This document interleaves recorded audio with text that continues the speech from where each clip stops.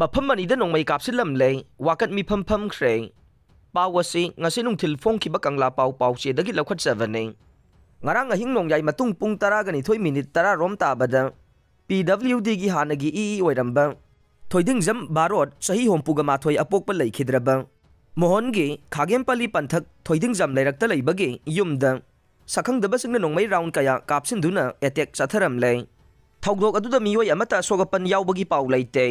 thawdok adubu yaningdaba phongdoktuna ngasi khagempali thoidingjam leirakta miyamna wakat mifam phamduna protest awkhre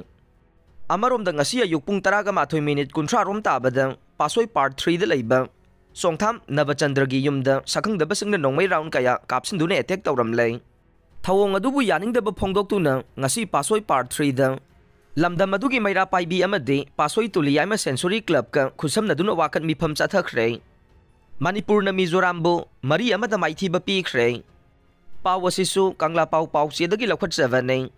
hauji Arunachal na yumbu oiduna sanariba Santosh Trophy National Football Championship ki ngasi ayuk sanakhiba group B gi final round match ta